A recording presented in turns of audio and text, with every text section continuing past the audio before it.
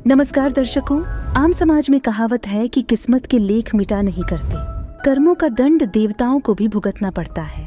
क्या भक्त को कर्मों का दंड भुगतना पड़ता है? क्या कोई ऐसी भक्ति विधि है जिससे धर्मराज के लेख भी मिट जाए, पाप कर्मों से आने वाले दुख भी टल जाए?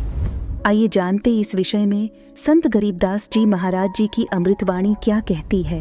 जानिए जगत गुरु तत्वदर्शी संत रामपाल जी महाराज जी से। जैसे आपको बहुत बार बताया है, कबीर साहब अपनी प्यारी आत्मा गरीबदास जी को साथ लेकर के सतलोक के ऊपर के सब लोक दिखाए, ब्रह्मा विष्णु महेश के धाम दिखाए, नरक और स्वर्ग दिखाए, 21 ब्रह्मांड का सारा प्रकरण दिखाया, व्यवस्था दिखाई। फिर अक्षर पुरुष के 7 संख ब्रह्मांड एक दृष्टि से दिखाई। उनको पार करके फिर भौर गुफा में गए, भौर गुफा पार करके फिर सतलोक पहुंचे, सारी व्यवस्था दिखा के अपने बच्चे को और फिर छोड़ा। तो जब धर्मराज दरबार में गए, धर्मराज जो न्यायाधीश है, सबके अकाउंट रखता है, पाप पुण्य का लेखा रखता है, उसके अनुसार उनको आगे जो कुछ भी देना है उनको करता है। तो उसके सामने ब्रह्मा विष्णु महेश भी विवश है, क्योंकि कर्मों के अधीन है ये सारे, इन्होंने भी कर्म भोगने पड़ते हैं। केवल परमात्मा कबीर जी की शरण आने के बाद परमात्मा प्रारब्ध के भी कर्म काट देता है और पूर्व जन्म के संचित पाप कर्मों का भी नाश कर देता है। करता उसका है जो इस पद पर आ जाता है और सच्चे नाम की सच्चे दिल से भक्ति करता है।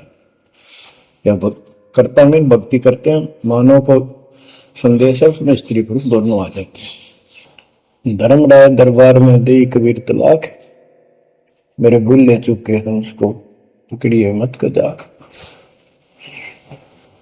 अब देखो, एक चीफ जस्टिस को जाके 21 ब्रह्मांड के चीफ जस्टिस को जाके और धमकाया कबीर साहब ने, और वो खड़ा होके कुर्सी छोड़ के हाथ जोड़ के बोले पुरुष कबीर से, धर्मराय कर जोड़, तेरे हंस को चंपू ने मन 2 ही लाख करोड़। फिर कहते हैं, मदहारी जारी नरा भांग तमाकू खाई, पर दारा पर घर तक है उनको लोग नाई। धर्मराय विनती करे, सुनियो पुरुष कबीर, उनको तो मैं पकड़ूंगा पर जड़ हूं तो वजीर। क्योंकि वो कर्मों से रत है, मुख से कहें कबीर, उनको निश्चय पकड़ूंगा, जड़ हो तो वजीर। यानी जिनके पिछले संस्कार जमा है, पाप है, प्रारंभ में है, आज वैसे वो आपका नाम लेते हैं, उनको मैंने दंड देना पड़ेगा, क्योंकि मेरे अकाउंट में है, वो पूरा कराऊंगा, वो मेरे बस से बाहर है। कबीर साहब बोले, कबीर साहब ने गरीबदास जी बताते, मेरे वाला अकाउंट उठाया, देश वाला अकाउंट उठाया और वहीं पाड़ दिया। बोले, कर्म भ्रम ब्रह्मंड के मैं पल में कर हूं नेस, जिन हमारी 2 ही दिशो करो हमारे पे। उसके बाद गरीबदास ने नीचे आके जो बातें बताई, वो एक अमर ग्रंथ रूप में लिपिबद्ध हुई। यम किंकर कर जोड़ चले तिस देख रे, धर्म राय के अंक मिटावे लेख रे, जीव गुनी नहीं गा बांटा डे गही, दरग मंज हजूर पकड़ छेकी बही, सोन मंडल सतलोक अगमपुर धाम है, धनबंदी छोड़ कबीर तुम्हारा नाम है। गरीबदास जी बताते हैं कि यम के दूत जो यहाँ के लाट साहब को भी घसीट कर ले जाते हैं तो सत भक्ति नहीं करता। यम किंकर कर जोड़ चले तिस देख रे, कबीर साहब को देखते ही उनके दूत हाथ जोड़ कर उनको और दूर चले जाते हैं। इतने भयंकर विकराल शरीरों वाले। और मेरे सामने धर्मराज के दरबार के सारे वो बही पाड़ दी, बही यानी वो पैड जहां अकाउंट लिखा गया था। फिर कहते, जीव ने नीजा बांटा डे गही, ठाडा मीन समर्थन, ये हमारी हरियाणवी भाषा का शब्द है। ठड है जो ताकतवर होता है। जो कई कहते हैं भाई इस पहलवान के साथ कुश्ती कर ले, तो दूसरा कहता है कि वो मेरे से ठाडा है। सक्षम है, मैं नहीं लड़ सकता। और दरगाह मंज हजूर पकड़ छेकी वही, छेकी मैंने पाड़ दी वही पैड जिसमें मेरा काम लिखा था। और उस मालिक का सतलोक स्थान है, उसका नाम बंदी छोड़ कबीर नाम है। आपको उदाहरण दिया था, कई बार देता हूँ।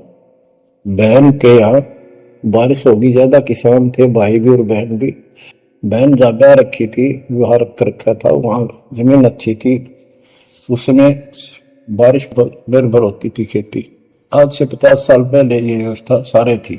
बहुत ही कम स्थानों पर नहर का पानी सिंचाई के लिए होता था। पता चला कि बहन के यहाँ बारिश होगी, भाई अपने बैल लेकर, अपना हल लेकर के बहन की मदद कराने चला गया।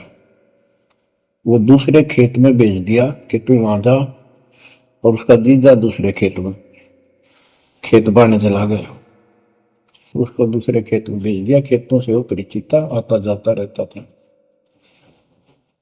वहां दिन में सारा दिन काम किया। दोपहर को बैलों को पानी पिलाने के लिए गया तो एक चौड़ी थी, तालाब था उस खेत के आसपास। उस तलैया में बैलों को जल पिला के आया तो एक मंडी थी, वहां पर मंडी जहाँ छोटा सा चबूतरा बना के 1-2 फुट की एक बना देते हैं, उसको मंडी बोलते हैं। उसमें 5 किलो गुड़ की बेली रखी थी। पहले इकट्ठा 5 किलो की बेली बनाया करते थे, स्पेशल इन पीरों के लिए, देवताओं के चढ़ाने के लिए अलग से शुरू से निकाला जाता था। बाकी छोटी छोटी पेड़ी बनाते थे। उसके भाई ने, उस भक्त ने, वो सारा गुड़ उठा लिया, ले आया, खुद फोड़ फाड़ कर कुछ खाया, आप खाया, बाकी बैलों को खिला दिया। अपना काम करके शाम में घर आ गया, सो गया। स्वप्न में एक 4.5 फुट का आदमी और टोपी पहरे हुए, जैसे मुसलमान पीर होता है ऐसा, आया ने बोला, तेने मेरा गुड़ खा लिया, तेरी हिम्मत कैसे बढ़ गई? कहने लगा, तू ठाडे की शरण में है, ठाडे की शरण में है, तो बच गया, तुझे मारो, तेरे बैला न मारो, आज के बाद उधर मत आ जाना। न्यू कहकर चला गया। डरसा उसने भी लग गया कि वो के बुलाएगी, लेकिन हिम्मत होगी कि जब भगवान जिसकी शरण में मैं हूं, बंदी छोड़ की शरण में, वह पार मान गया और हौसला बुलंद हुआ। सुबह उसने अपनी बहन से पूछा, बहन ऐसे ऐसे वहां एक गुड़ रखा था मंडी के ऊपर, मैं बैल पानी पान गया था, बैलों को मैं उठा लिया, मैंने खा लिया, कुछ बैलों को खिला दिया, और कुत्ते कहा वो फायदा क्या था? अरे कैसा कहा, पीर सा था, ऐसे ऐसे बोला मेरे कि तुझे मारो, तेरे बैलों को मारता, बच गया, तू ठंडे की शरण में है। यह बात सुनकर बहन रोने लगी। बोली, ये तेरे क्यों के फिरा, तू बच कैसे गया? वो तो किसी ने छोड़ता है कोई नहीं, जब उसकी कोई आइटम उठा ली से उसने मारे पशुओं में नुकसान कर देता, कति में टक्कर मारते हैं, वो पशु राम राम का मरते हैं। अपने पति से बोली, तनु किधर क्यों भेजा मेरा भाई? खूब उसको ऊपर 6 मारी, गुस्सा हुई। तो वो बोला, भाई आए तेरा भी यकीन नहीं हो रहा? वो तेरा शेर हाथ जोड़ के गया, तो कहाँ भटक रही है नादान, आजा अपने भगवान की शरण।